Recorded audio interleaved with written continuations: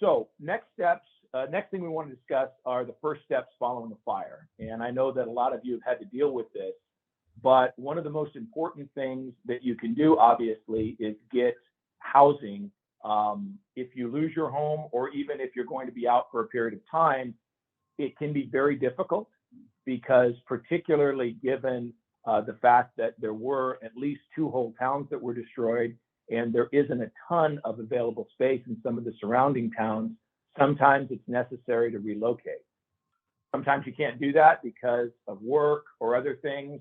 One of the few good things that has come out of the pandemic is the fact that a lot of people are able to work remotely.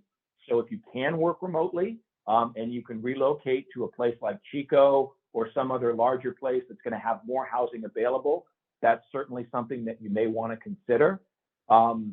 One thing to keep in mind is that it typically takes between a year and 2 years if you lose your home to get it rebuilt, and that's under the best of circumstances. That's if you have a planning department that is very on the ball, that will get you the permits that you need, if you're able to find a contractor and your insurance is such that you're going to have enough money to rebuild. The quickest I've ever seen it happen is about 12 months. Typically, it's between 2 and 3 years.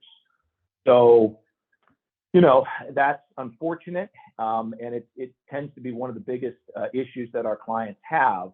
The bright side is they have extended, they being the insurance companies, and this is something that the state of California passed a law to force them to do, but they have extended the amount of ALE, which is alternate living expenses benefits, that you will get to 3 years. So it used to be that it was 2 years. Now, starting with the law they passed last year, it's 3 years. So you should have 3 years of benefits to be able to rebuild. And remember, under your insurance policy, the language in ALE is that you are entitled to like, kind, and quality. So insurance companies, they're always trying to save money. And so they will often encourage you to take something that is inferior to what you had. You may decide that you want to do that. You know, it may be that, you know, you had a 4-bedroom house, but you were able to find a smaller house that is close to your work and it's better for you and your family to be there. If you decide to do that, that's absolutely fine. However, if you do decide that you want to have like, kind, and quality, and the only place to do it is someplace a little bit farther away, even if it's more expensive, they have to pay for that. You have to exhaust all reasonable steps, but once you've done that, then they have to pay for the other.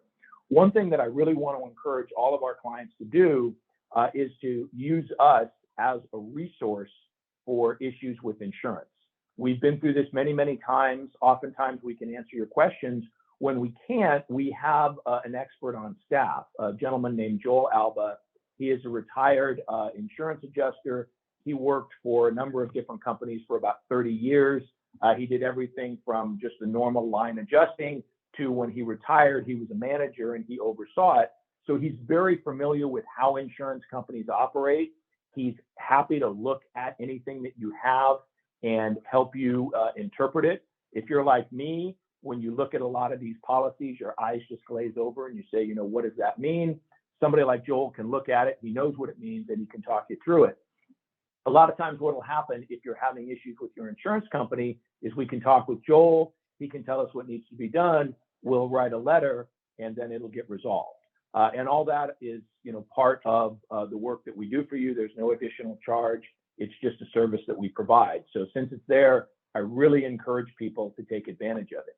Anytime you have those questions, let us know. If you want to talk to an expert, we can put you in touch with Joel. If you'd like to have him review your policy, no problem at all. But there are going to be some issues that are going to be coming up for those of you that have lost your home. And so again, I really encourage you to reach out.